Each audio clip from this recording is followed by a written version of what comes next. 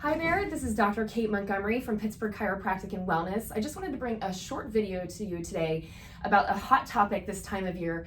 Of course, back to school. We're sending our students back to school, and for many of us, our teachers, our staff and administration, and you're carrying a big bag and you're heading out to school for the whole day. So a hot topic this time of year is backpacks, and a lot of parents sometimes are going blindly whenever they're shopping for backpacks for their child. So we got a lot of questions asking, what do you recommend as far as a backpack for your child? So I'm here to share a couple tips and pointers to keep in mind whenever you are shopping for that backpack for your child.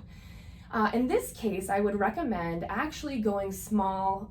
Smaller is sometimes better than large. And what I mean by that is you want to buy a bag that is appropriate size for that child's age and size. You don't want to send out your 8-year-old to school with a backpack that your 16-year-old might be wearing. For several reasons, but what this does too is it protects us from overpacking our child's backpack too heavy, too full.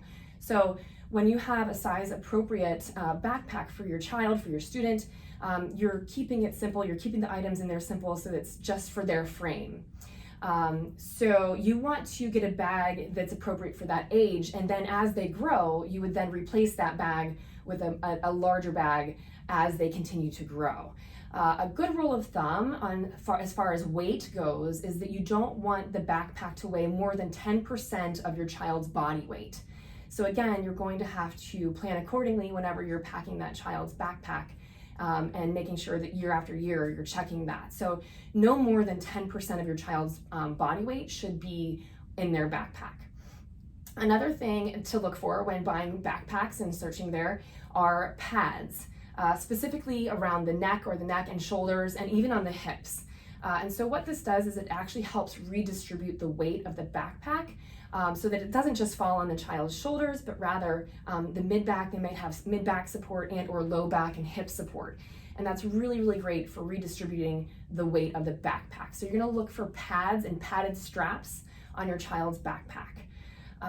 The other thing to take note is just to pack wisely. I would advise for you to find a backpack that has several compartments. So in other words, I would opt out of looking for a bag that is just one big box with one compartment. And what this means is if you have several compartments, usually 2 or 3, what I would advise is putting the heavier items towards the back of the bag and then putting the lighter items towards the front of the bag.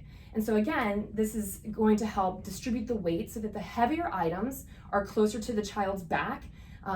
And that's going to again help redistribute the weight, because if the heavier items fall towards the back of the backpack, it's going to bring the child weight back on their heels. And that's something that we don't want to stress the spine, shifting that distribution of weight to the back. So as you know, many of our children are going back to with Chromebooks and laptops, and those things are quite heavy. So the other option you could do, and this is what I do with my 9-year-old, is I send her with her backpack, but then she carries her Chromebook in a padded case with a handle, and that way I'm not putting extra weight on her back in her backpack. She could even carry it in the front or with a crossbody strap. So that's something to think of as well. So if your little one is heading off to school with a Chromebook, which I know many of our kiddos are, to keep from putting that extra weight on their back and in their backpack, you may have them wear a padded case over the Chromebook with a handle, and they can just walk to the bus holding their Chromebook in front of them. Some of them you may even find a crossbody strap that they can wear on the front of their body while they're wearing their backpack on their back. So again, it's the distribution of weight. The other thing to look for, like I said, is as far as the compartments goes, is to put the lighter items towards the front. So like your pencils, your paper clips, any of those things will go towards the front of the bag. A couple other pointers is that, don't choose just style over comfort. I know that we get carried away sometimes with what the appearance of the backpack looks like. I do think that many companies are coming around to making those ergonomically safe backpacks a little bit more stylish. But of course, you always want to opt for safety over style. So make sure that you're keeping that in mind whenever you're shopping. I mentioned this earlier, but you're not going to use the same backpack when your child is 8, 9, and 10 when they're 16, 17, and 18. So don't think for a minute that you're going to have the same backpack from early grade school the whole way up through high school. So you're going to have to purchase a bag as they grow, as they're getting bigger and having more things to put in their backpack. So you're not going to use a backpack for 10 years straight. So you'll be revisiting that year after year, at least every 2 to 3 years. And also, like, these backpacks don't last forever. So, the pads may wear out, the hip pads, any of those things may wear out, just like your tennis shoes would. So those are things you want to be looking for as well with backpacks. The other thing I can tell you, I have 4 children of my own. Regularly go through your child's folders. If you're anything like my son, John, he likes to hang on to papers the entire school year, even though they're done using them. So what I would recommend is at least once a week, ask your child what items they can actually take out and toss in the trash. If it's something that they're still using and still working on for the remainder of the semester, by all means, that's something to keep in your folder.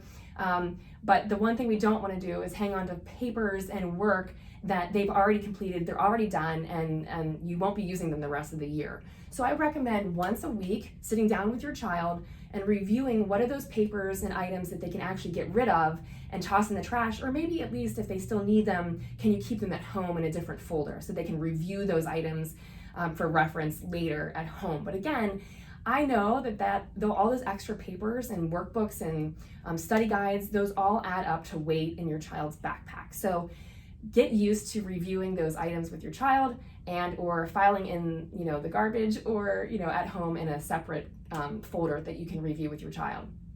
And of course, we want you guys to make sure that the kiddos are checked regularly here at the office, that their spines are in proper alignment, and that they're able to take on the activity of the day, especially with all the activity on their computers, their Chromebooks, and their texting. We're seeing a lot of that, what's called tech neck, which is that forward slumped over posture of the neck.